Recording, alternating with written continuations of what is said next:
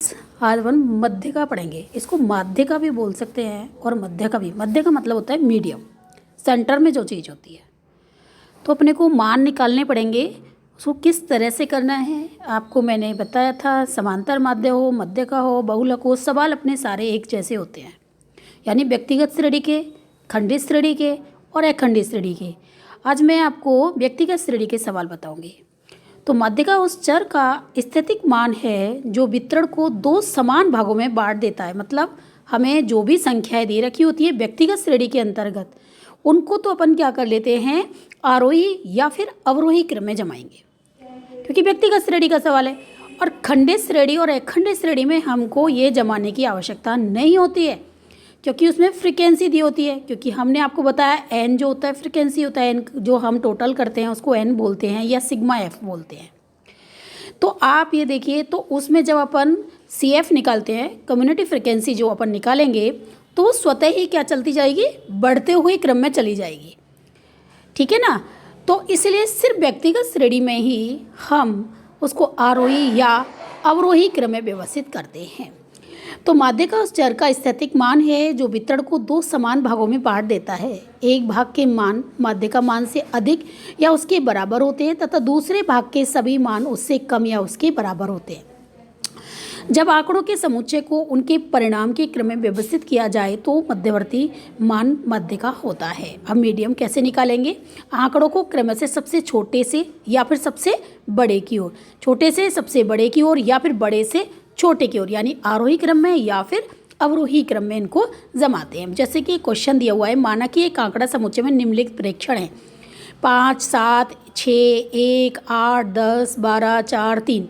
अब इनको अपन क्या करेंगे, आरोही क्रम में जमाएंगे। तो ये क्रम संख्या 1, 2, 3 यानी कि कितने संख्याएं, ये 9 संख्याएं। तो हम इनको अपन क्रम संख्या में डाल देते हैं कि दिक्कत नहीं आएगी। और ये पद हैं जो एक्स दिए हुए हैं, तो सबसे छोटी संख्या जिसमें क्या है 1 है, फिर कितनी है 3 है, फिर 4 है, फिर 5 है, 6, 7, 8, 10, 12, इस तरह से ये हम इनको लिख लेंगे। अब हमारे पास पद कितने हैं, 9 है। मीडियम ज्ञात करने का सूत्र होता है n+1/2, n+1/2। तो 9 और 1 कितने हो गए, 10, 10 में 2 का भाग लगाया कितना है 5।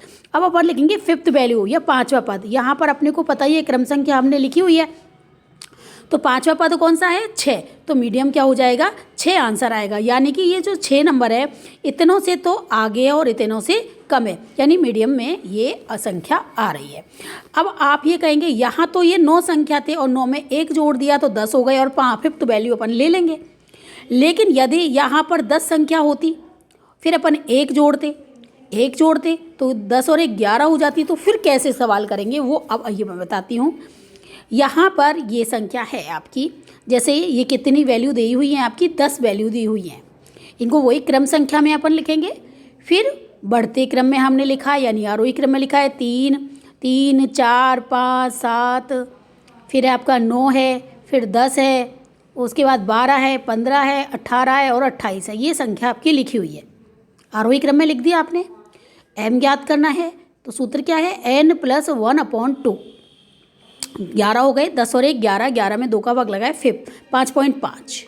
अब अपन क्या लिखेंगे, ये 5वां नंबर है ना, तो अपन लिखेंगे फिफ्थ वैल्यू और फिफ्थ के बाद कौन सी आती है, सिक्स्थ। तो 5वीं और 6वीं वैल्यू को जोड़ देंगे। तो 5वीं वैल्यू क्या है 9 और 6वीं वैल्यू क्या है 10। 9 और 10 को जोड़ेंगे और 2 का भाग लगा देंगे 19, 19 में 2 का भाग लगाएंगे 9.5 आएगा। आंसर आपका क्या हो जाएगा, 9.5 आंसर आ जाएगा। ठीक है, ये ध्यान रहे। इस संख्या को देखते हैं, ये संख्या 6.5 होती तो 6वीं वैल्यू और 7वीं वैल्यू लेंगे। 8.5 है तो 8वीं वैल्यू और 9वीं वैल्यू लेंगे। जैसे मैंने एक क्वेश्चन ही बताया, जैसे ये 7 वैल्यू हैं आपकी, तो 7 में 2 का भाग लगाएंगे, 3.5 है तो थर्ड वैल्यू, और थर्ड के बाद कौन सी आती है, फोर्थ। तो थर्ड वैल्यू और फोर्थ वैल्यू दोनों को जोड़ेंगे और 2 का भाग लगा देंगे। तो 7, 12, 18, 10, 13, 16 ये क्वेश्चन है। तो आपने इसको आरोही क्रम में लिखा, कितनी वैल्यू है, 6 है, 6 और 1 7 हो गए, 7 में 2 का भाग लगाएंगे कितना आ गया, 3.5 आ गया। तो third value plus fourth value upon 2, third value क्या है 12 और फोर्थ वैल्यू क्या है 13। 12 और 13 को जोड़ेंगे, 2 का भाग लगाएंगे 25 में तो 12.5। अब आप 12.5 नहीं देखेंगे, अब डायरेक्ट आंसर आपको लिखना पड़ेगा m बराबर कितना है 12.5 है। आज मैंने आपको व्यक्तिगत श्रेणी का मैं माध्यिका ज्ञात करना सिखाया है। कल मैं खंडित श्रेणी में आपको माध्यिका ज्ञात करना सिखाऊंगी। ओके।